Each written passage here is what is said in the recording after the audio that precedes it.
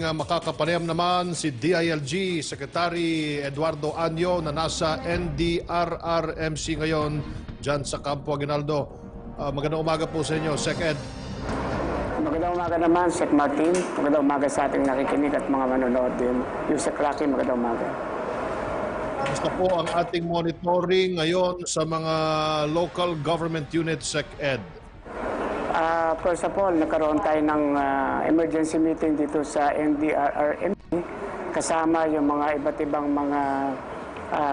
mga taga-OCD at mga kasama natin sa NDRRMC dito sa Campo Aguinaldo at kasama din si Chairman Danny Lim. At ang nakita natin talaga ngayon ay busy tayo sa search and rescue operations dahil sa dulot na baha nitong bagyo. At ang pinakatinamaan ng gusto ay kung dito sa Greater Manila area at NCR, ang Montalban, ang San Mateo, ang Cainta at ang pinakamalaking baha ngayon ay ang Marikina. Secretary Ed Anyo, sir, ano po yung tulong na ipinapahatid natin sa ating mga LGU na tinamaan po ng bagyong Ulysses? Ang una-una muna dapat ay ma-rescue natin yung mga nasa stranded na mga overflooded areas. Ang ibang kababayan natin ay nasa bubong.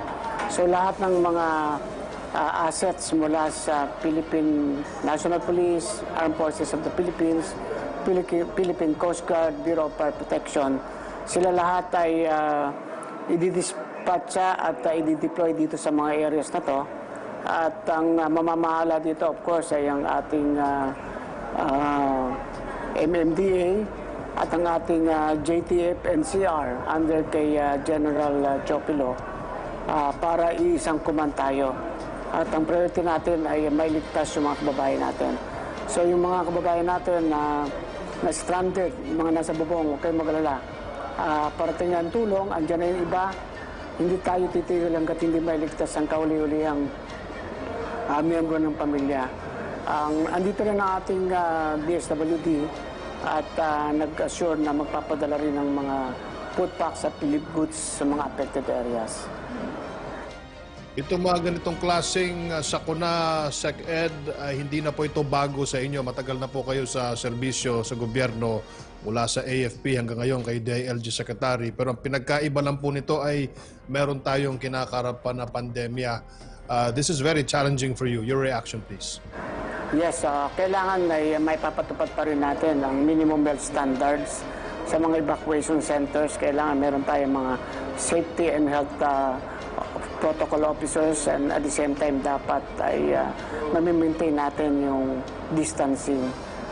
Talagang tiyaga lang tayo dito dahil hindi naman natin po pwedeng pabayaan na magkaroon ng transmission kahit na ganitong meron tayong disaster. Yun naman ating mga positive na naka-isolate, sinigurado naman natin na mailipat din sila sa mas safer na lugar, nailipat sa hotel yung iba para yung mga evacuation center ay ma-maximize natin. Magandang tanghali po. May tanong po ating kasamahan na si Joseph Morong sa GMA7 kasi po ay itinuturing po ay inahalin tulad itong nangyayaring epekto na dala ni Ulysses sa nangyaring Ondoy. So ano daw po ang status ng epekto ng Ulysses at ilang cities daw po ang naitala ng nagkaroon ng pagbaha at ilang daw po ang bilang ng evacuation centers? Wala pa tayong eksaktong numero, pero marami na tayong nailikas, no? Nagkaroon tayo ng preventive evacuation bago pa dumating itong bagyo. Ito lang yung pagbaha ay parang may tulad din natin sa Ondoy sapagkat sabay-sabay naman napuno din yung mga dam natin, so kailangang magpalabas ng mga tubig mula sa dam. At yung mga floodgates ay binuksan din, no? Para hindi naman lumubog yung buong Metro Manila. Ang tinamaan naman talaga yung mga along the river lines ng Pasig at Marikina River. So, nandun ngayon yung concentration ng pag-rescue natin. Lalo na sa Provident Village sa Marikina. No? Pero hindi man natin masasabing kasing Hirap ito ng Ondoy kasi ang Ondoy kasi malawakan halos buong Metro Manila pati hindi mga low-lying areas along the river. Ito talaga within the river ang problema natin sa ngayon. Opo, Secretary, kanina po kasi ay nag-report yung aming kasamahan din dito sa PTV na si Mela at ito pong Rizal Province ay meron po mga nandun na sa bubong ng kanilang mga bahay at humihingi po ng agarang tulong. Meron na po ba daw pupunta para sila ay ma-rescue? Yes, meron ang nakarating doon. Mga tropa galing sa PNP, Bureau of Fire Protection at AFP. At patuloy pa tayo nag-deploy. Nakausap na rin natin si Mayor Tina Diaz ng San Mateo. Nakausap ko rin si Mayor Marcy Chodoro ng Marikina just a while ago. At nakarating na doon yung ibang mga search and rescue teams natin. At patuloy pa mga malaking truck at saka mga motorboats. Medyo hindi pa magandang panahon kaya hindi pa makalipad yung mga air assets ng Philippine Air Force.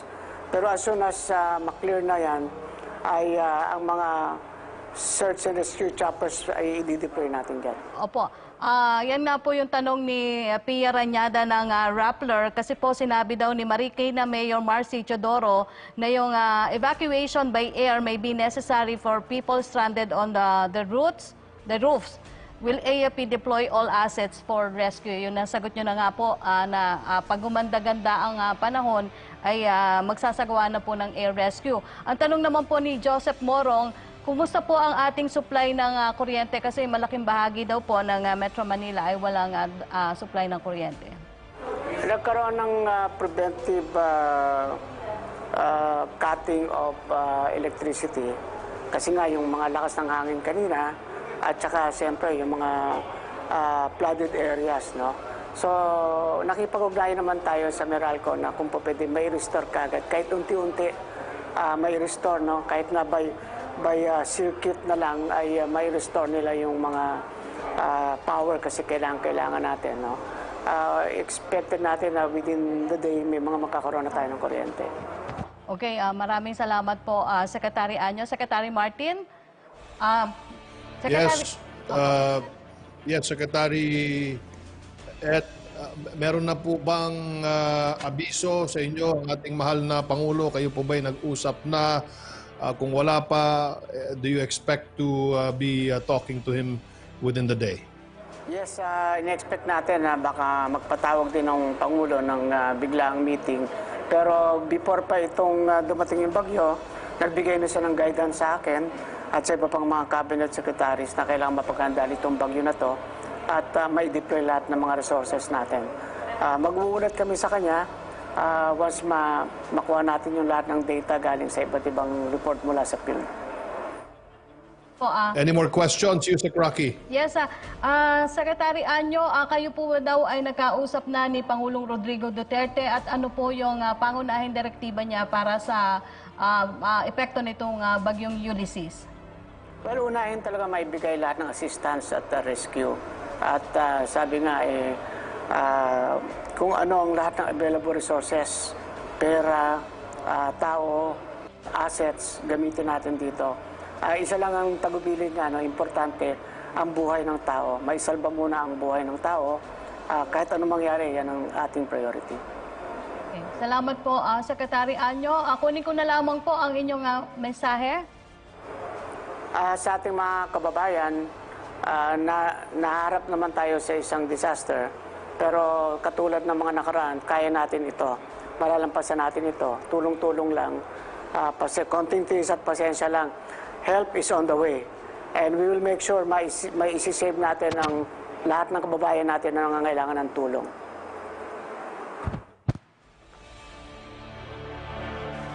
Po sa inyong oras, DILG Secretary Anyo. Martin at Yusek Rocky, magandang tanghali.